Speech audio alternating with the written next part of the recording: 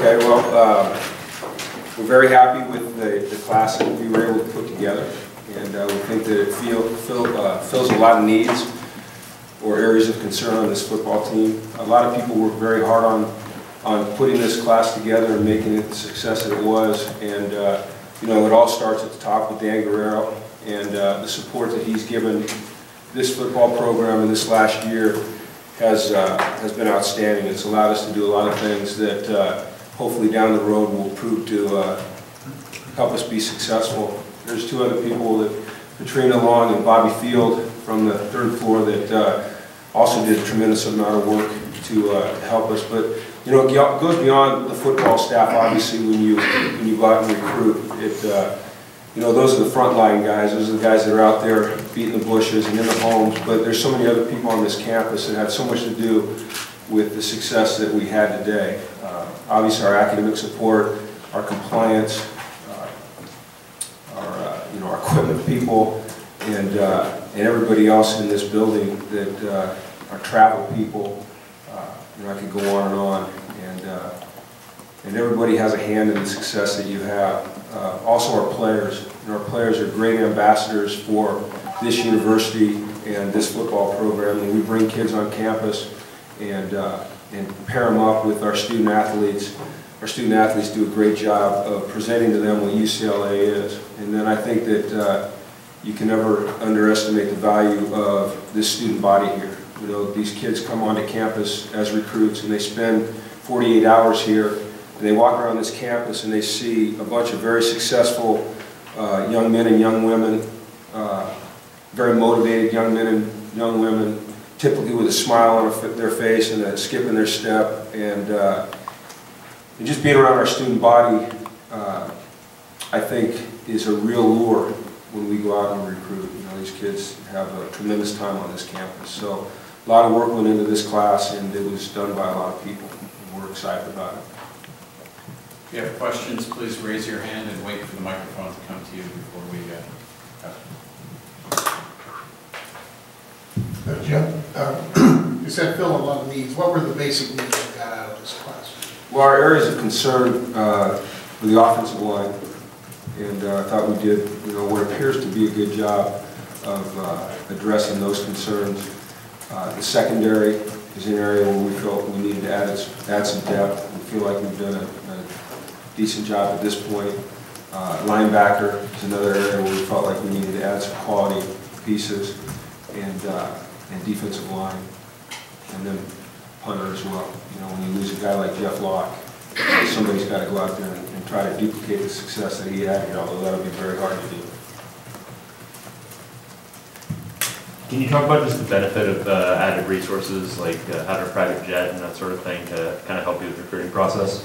Yeah, I mean, there was a lot of added resources. Like I said, a lot of people on this campus stepped up and really contributed to the success that we think we have today.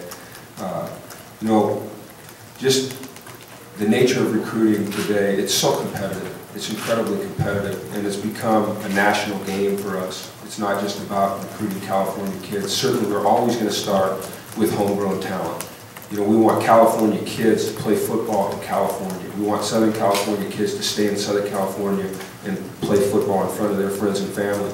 But we have to also be ready to go other places in the country for good student athletes, prospective student athletes. And so having the benefit of a private jet allows you to get into some of these places that you might not be able to get into and out of quickly when you're up against time constraints. And so we had a number of, you know, Mark Harlan's here in development, and Josh, and they did a tremendous job this year of, I mean, working tirelessly to try to provide us not only with alumni that would provide jets, but with people that would make donations for jet cards and things that can help our staff reach parts of this country where the players are that maybe we couldn't have gotten to and have the access to. Coach, in a game, you could always feel a momentum change. When it comes to recruiting, did you feel like there was a momentum change today, or did you feel the momentum building for you guys to have this class? Well, it's just a slow, steady grind. You know, until that piece of paper comes across the facts, it isn't over with any prospective student athlete that you're recruiting. So I don't know if we ever felt any shifts in momentum. For us, it was just about grinding and never letting up and never assuming that we had somebody locked down or someone totally committed. You know, it was continuing to develop the relationships and continuing to be there if they needed us to be there, and continuing to show our interest at all times. And I think our staff did a great job of that. These guys worked beyond all expectations, and I think it's going to pay off for us. Can you compare the experience of, I mean, last time having 2 to 3 months to recruit and this time having, 12 months, and what the differences were for you? Oh, it was completely different. You know, last year it was, I don't think it was 3 months. It was, it was about a month and a half, and it was just a race. And this year I had a chance to develop relationships with these kids and with their families and get to know their coaches and some of their teachers and their counselors, and had a much better idea of the character of the person that we were bringing to UCLA. We did very well last year. This year, I feel very confident that all the kids that are in this class are really quality people, the type of people that will represent UCLA the way it deserves to be represented.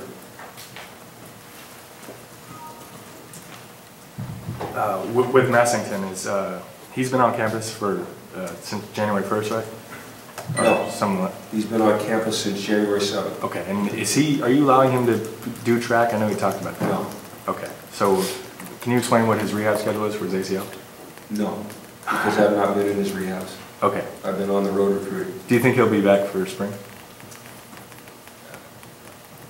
Cool. And then my other question was, do you have any other early enrollees or gray shirts that you're planning on? I don't follow the question, I'm sorry. Out of the guys you signed, any early enrollees or gray shirts? Highly feds. Okay.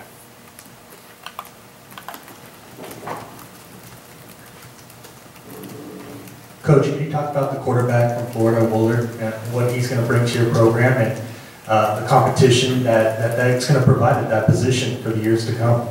Ashante, and you pronounce his name Ashante, the spelling, lends itself to some misunderstanding at times. It's Ashante Wooler, and he's a big, athletic, smart, strong-armed football player. And, we, quite frankly, got lucky, that he was out there and available when he was. The stars kind of aligned for us. He decommitted at a time when we were, really thinking that it was time to go get a quarterback. There were points in this process where we weren't going to take a quarterback because, we have Brett, who's done a heck of a job.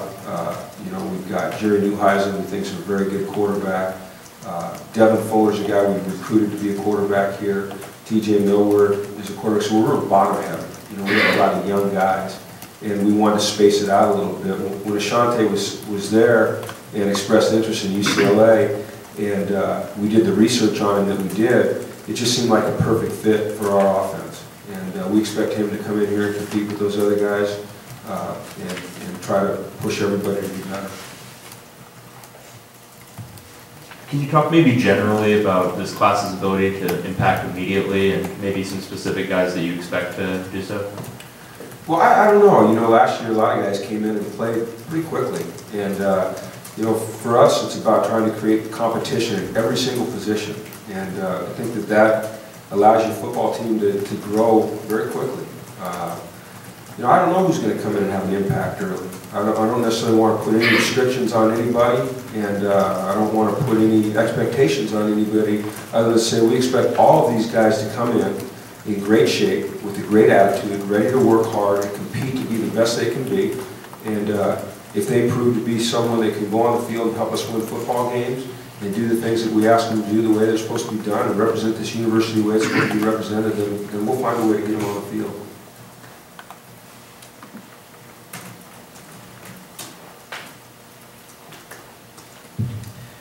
Jim, with Jonathan Franklin gone, was there a hope of maybe getting more of a presence at running back in this class, or is that something you are confident with the guys you have right now? I'm very confident with the guys we have now. You'd have to be a heck of a running back to come in here as a freshman and replace Jonathan Franklin. I think that sometimes people worry about not getting a running back in this class yet. We're not done. Let's just make that clear. We're not done. We still have some spaces available. But there's probably not a incoming freshman running back in the United States of America that's going to come in here to replace Jonathan Franklin this year. And we think that we've got a good group of really young backs on this football team that as a committee can step up and do some of the things that Jonathan did.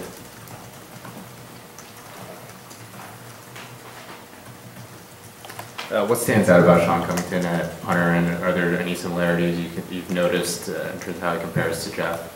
No, Jeff Locke's an NFL punter for life. One of the great punters, I'm sure, in the history of the Pac-12, if not college football, and certainly UCLA. And I don't want to make any comparisons right now between Jeff Locke and a young man who has never stepped on a college football field. Is there anything that he stands out with on his own merits then? Yeah, he's got an excellent leg. He's got good get off. He's a good directional punter. He's got a strong leg on kickoffs. He's a young man that is unfazed by pressure.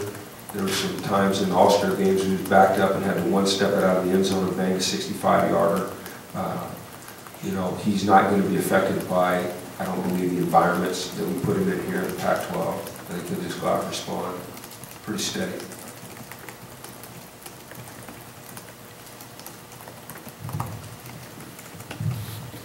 You brought in a lot of offensive linemen, and those guys tend to take a year or two to develop. Do you see any of them coming in here and competing for starting spot right away? I see all 7 of them coming in here and competing for a starting spot right away. We're not going to limit what they can do. Some of these guys are outstanding high school football players, and we expect them to be outstanding college football players, and we expect it very soon. But I expect all 7 of these guys to come in right away, compete, and start. And I think that's the attitude that they all need to have. And I think that's the attitude that the guys that are on this campus right now have to have too, is there's 7 guys coming to take my job.